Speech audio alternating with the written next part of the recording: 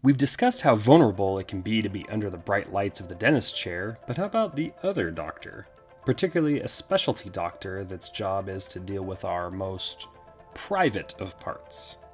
David Cronenberg is the master of turning our bodies into horrible things that seek to hurt us, perfecting the use of the term body horror. So what happens when Cronenberg makes a movie about twin gynecologists that begin to lose their grip on reality?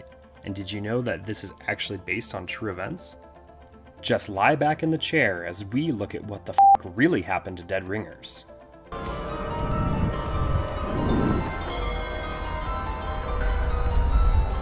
David Cronenberg, Canada's favorite horror son, has been in the business since he was making short films in the mid-60s, but the first movie that really put him on the map was Shivers in 1975. He would go on to craft a catalog that includes other body horrors like Scanners and The Brood, classic remakes like The Fly, Stephen King adaptations with Dead Zone, and prestige movies like M. Butterfly and Eastern Promises. While he may get shoehorned into the horror genre at times, he truly is a man of many talents, even if his horror films tend to stand out more with fans. Dead Ringers dances a fine line between prestige and horror, and now is being stretched into a series at Amazon with Oscar winner Rachel Weisz in the title role, or roles in this case. The movie sits in a strange spot in his catalog too, as it's bookended by 2 TV shows with his 2 episodes of Scales of Justice and an episode of the anthology TV show Friday the 13th the series, and 2 very different movies with smash success The Fly and cult classic Naked Lunch based on William S. Burroughs' life and stories. The movie is based on the true story, but also a book that fictionalized the real-life account by authors Jack Ketchum and Barry Wood. The screenplay would be penned by Cronenberg and Norman Snyder. Snyder doesn't have a lot to his name, but also helped write the screenplay for Body Parts, who was directed by Eric Red. The movie came out in September of 1988 and made $14 million on a budget of $13 million. While it was barely a success in terms of profit, it won several awards and was a critical darling, even being considered one of the best Canadian films of all time. It stars Jeremy Irons in the starring role of the twin gynecologists Beverly and Elliot Mantle. He wasn't the first choice for the role, as that went out to both William Hurt and Robert De Niro before coming back to Irons. He does a great job in the roles, and while they're identical twins, he gives them distinct personalities and flaws. After winning his only Oscar for Reversal of Fortune, Irons would come back to work with Cronenberg in his film M. Butterfly. While Irons has had a hell of a career, I think it's safe to say he'll always be Scar from The Lion King for some. While Irons is the biggest star in the movie, it also has supporting turns from Oscar nominee Genevieve Bujold and Heidi von Palaski. Bujold has been working since the mid-50s, and also showed up in the Clint Eastwood vehicle Tightrope. This was Palaski's first big movie, and while she's had a lengthy career, the only other big-name titles that she showed up in were Red from 2010 and the remake of Cronenberg's own Rabid.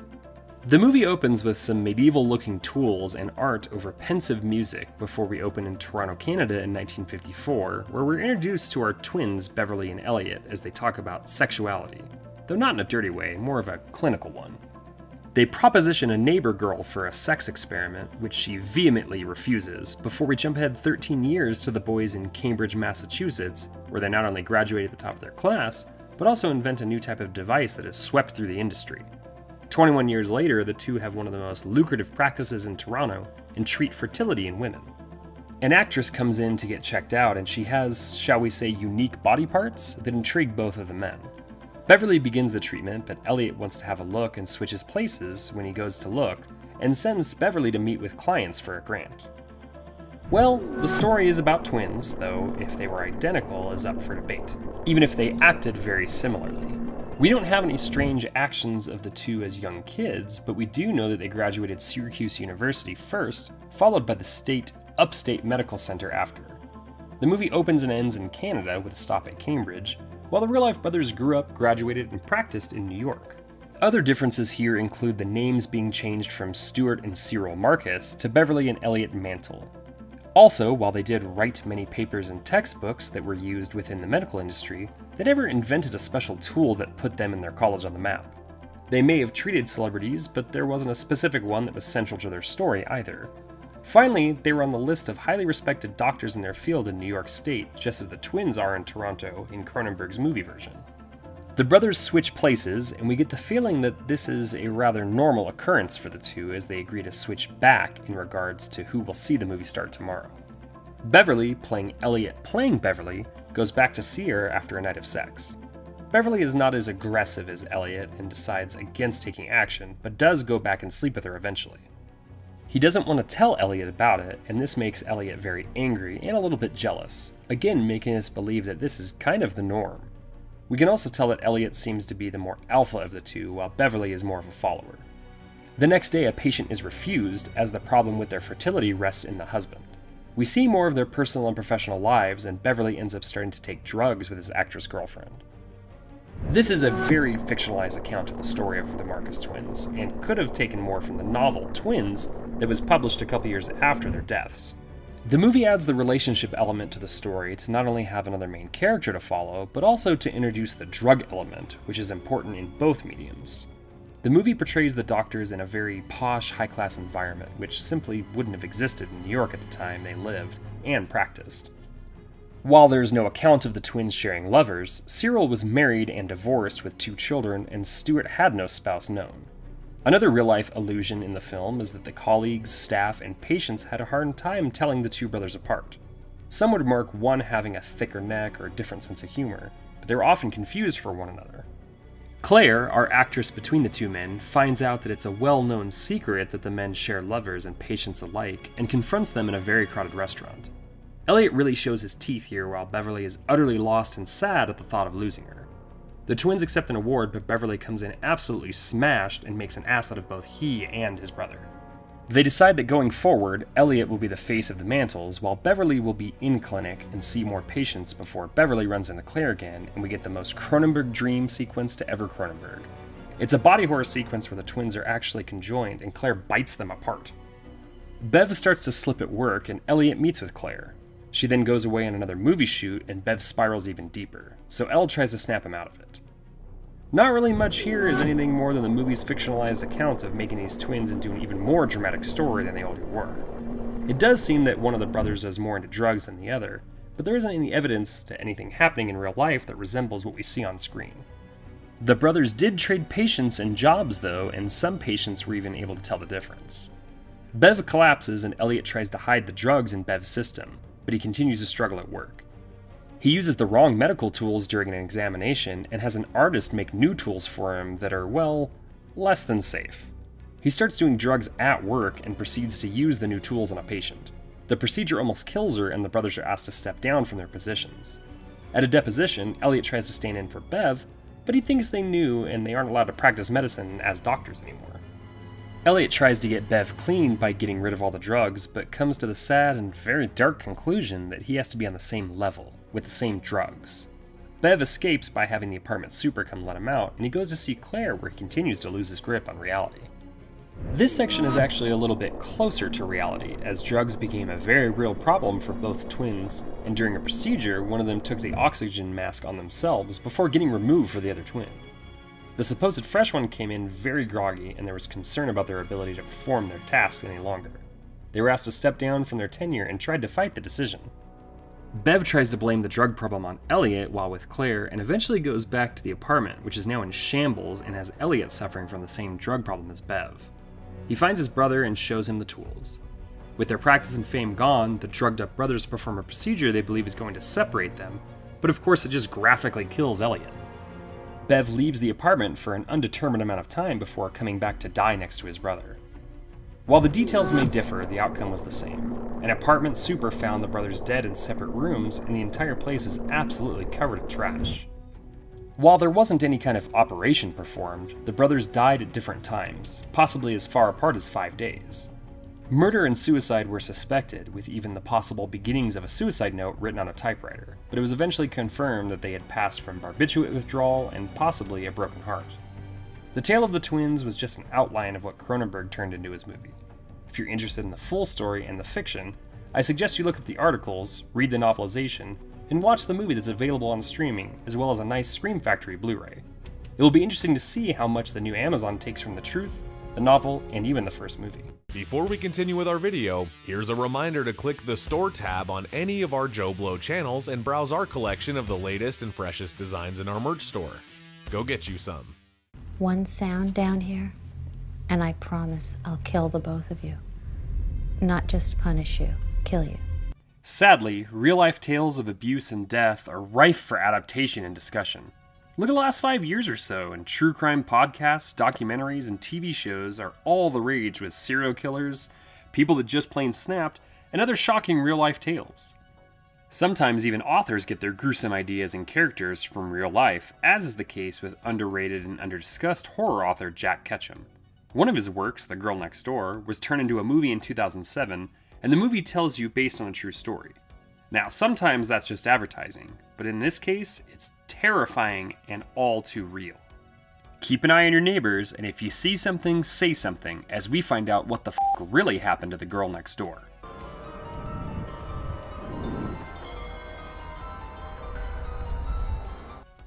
Jack Ketchum, whose real name was Dallas William Meyer, was a fairly prolific horror author who wrote over 25 novels and short story collections. He wrote under a pen name, Jersey Livingston, when he was publishing multiple stories in multiple magazines, but his main run was from 1981 to 2017, and he passed away in 2018 after a battle with cancer. He was known for his brutality in his stories, and his first novel, The Off-Season, had some controversy behind it. It was somewhat based on the tale of Scottish cannibal Sonny Bean, a tale that also inspired Wes Craven's The Hills Have Eyes. Ketchum would read about the brutal treatment and horrible death of Sylvia Likens, one of the state of Indiana's most brutal crimes, and soon write the novel The Girl Next Door that was published in 1989.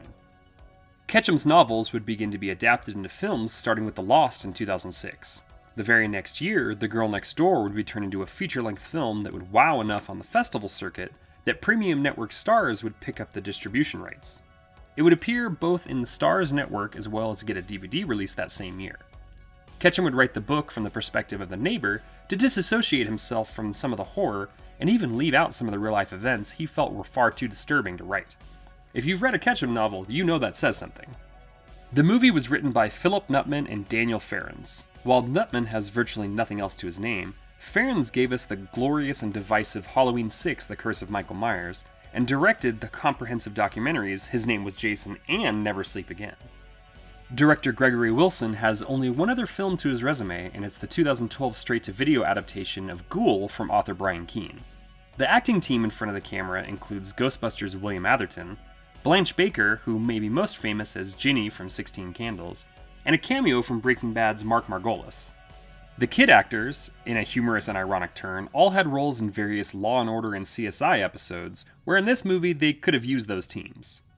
The movie starts with William Atherton, who plays the adult version of David Moran, sleepwalking through life and never uttering a word, only narrating for us.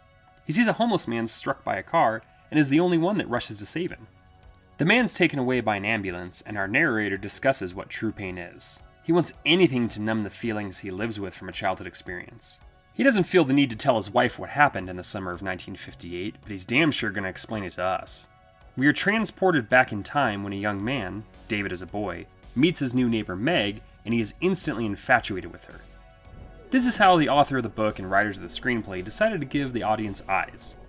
Ketchum was so disturbed by the real events that occurred to Sylvia that he created a whole different character to experience them, as well as give the story any kind of hero. While the neighbors of Sylvia and her murderous caretaker Gertrude Benazuski were ever so slightly involved, there was no neighbor boy who was central to the events. We find out that Meg was in a car accident with her family where her parents were killed, but her sister Susan, who had polio, also survived. They now live with their Aunt Ruth and her 3 sons, Ralphie, Donnie, and Willie. We follow David as he meets up with some of the neighborhood kids, including the children of Ruth. They are reckless and abusive with each other in both their language and games, but gel together well. David ends up at the summer carnival and goes on the Ferris wheel with Meg as it was her first time, and they grow even closer. Meg alludes to her caretaker Ruth being funny sometimes, and that she needs to be home kinda early tonight. Here is where the stand-ins for the real story start to closely resemble fact. Ruth is a stand-in for Gertrude, who was the aunt of Sylvia and her sister Jenny. Gertrude had 3 divorces and was in charge of 7 children alone by the time she was 36. While the movie depicts just the 3 sons, Gertrude had daughters Paula, Stephanie, Marie, and Shirley, as well as sons John, James, and Dennis. They ranged from ages 1 to 17 by the time Sylvia and her sister Jenny were sent to live with her and her kids.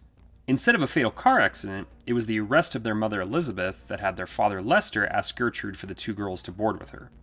After Elizabeth was released, the 2 carnival working parents moved to the East Coast with the carnival and agreed to pay Gertrude $20 a week to have the girls live with her. Unlike the film, the two girls had 3 other siblings, though none of them stayed with the same house. Similar to the film, though, the first few weeks were rather calm for Sylvia and Jenny. The movie then shows us what the Chandler household was like. Ruth would invite the neighborhood kids over and have very little rules. She would supply them with beer and tell them about things they probably shouldn't know about at the ages that they were. Ruth takes all the boys to the carnival and verbally abuses Meg on the way out. And stay out of the icebox. Can't have you getting fat on us. The boys all spend the night and try to peep on Meg changing, a scary sign of things to come. Ruth has everyone do chores, including burning out the caterpillars in the backyard, but Meg refuses. Later at the pool, Meg begs David to buy her food because she hasn't had any in the last 48 hours. She claims she can't eat because Ruth says she's getting too fat. The abuse in real life started when the payments for the housing of the two girls were late and eventually stopped. Gertrude actually beat the sisters' bare bottoms and blamed them for the events. She started with both, but eventually just focused solely on Sylvia with continued physical abuse, but also starvation. When she did allow her to eat, it was spoiled food out of the garbage. The movie then moves on to the abuse portion of our tale. Neighbor David receives a painting from Meg and, in an attempt to sway Meg into Ruth's favor, claims it was from her. This backfires, and the next day Meg makes the mistake of defending herself while the Chandler boys tickle her and one touches her breast. Meg runs off and Ruth punishes her sister Susan by proxy, something that will become a sad running theme. Meg finally goes to the police at the fair, but nothing comes of it except for further punishment from Ruth. David is allowed to spend the night and discovers in horror that Meg is now strung up from the ceiling in the basement, and the kids begin a terrible game, egged on by Ruth. They strip her and let her hang while her sister watches. The abuse in real life was similar to what is depicted in the film. Gertrude accused Sylvia of laying with boys, and that made her unclean even though her own daughter Paula was pregnant. While the verbal abuse and mind games were there, the physical abuse came more frequently and from everyone in the household. Paula once punched Sylvia so hard it broke her wrist, and angered, she hit her even harder after a cast had been applied. Gertrude would beat her with a belt and even kicked her in the crotch upon learning information. The other kids in the house tried their best as well. On one occasion, after long bouts of not eating, they force-fed Sylvia a fully loaded hot dog, and when she vomited that up, they made her ingest that too. While all this is horrifying, Sylvia wasn't immediately strung up like she was in the movie, and also never went to the police at a carnival. In fact, very little was said to anyone, as she constantly feared retaliation. The movie spirals, and Meg becomes a complete prisoner. She doesn't go to school and isn't allowed anywhere in the house except the basement, mostly tied up. She struggles to eat and drink due to the dehydration and abuse, and the 3 boys in the house constantly want to abuse her. David asks his father in a roundabout way about the abuse, and even saying something about when you see something. The father, in stereotypical 50s dad fashion, says sometimes it's okay to beat on a woman, if they deserve it. David and Jenny begin to get closer, and Jenny has given up on saving herself or her sister, and now the neighborhood kids are in on the beatings and abuse. Ruth moves on to having her children cut Meg and put out cigarettes on the poor girl. The police officer that Meg tried to tell does show up to the house, and while he sees it's all in disarray, he doesn't make it down to the basement to find anything. Sadly, much of the abuse on screen was based on real events. Other kids from school, including a boy that one of Gertrude's daughters was seeing, would come over and beat on Sylvia. They would also cut her, and cigarettes were put out on Sylvia's body up to 100 times. While Sylvia and Jenny never told the police what was happening, they did tell one of their older sisters who happened to be in town. Unfortunately, they weren't able to remember the address they were staying at, and nothing came of it right away. The sibling did eventually end up at the house, but Gertrude told her she was not to see her sisters, and she was in complete control. In another sad turn of events, one that is sadly a sign of the times, Sylvia continued to go to school instead of being kept at the house, and she was beaten and tortured throughout the entire home, rather than just in the basement. Even the girl's parents came by, but witnessed none of the abuse, and although neighbors did come by and were disgusted by the treatment they saw, they never reported it to anyone. Things in the movie get dire as David plans an escape for Meg.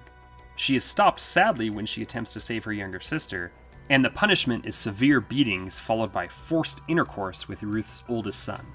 The act is witnessed by the family and neighborhood children, as well as her sister being forced to watch.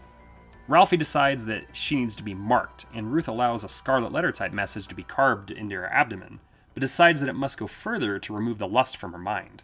The final act includes Ruth burning out her genitals with a torch.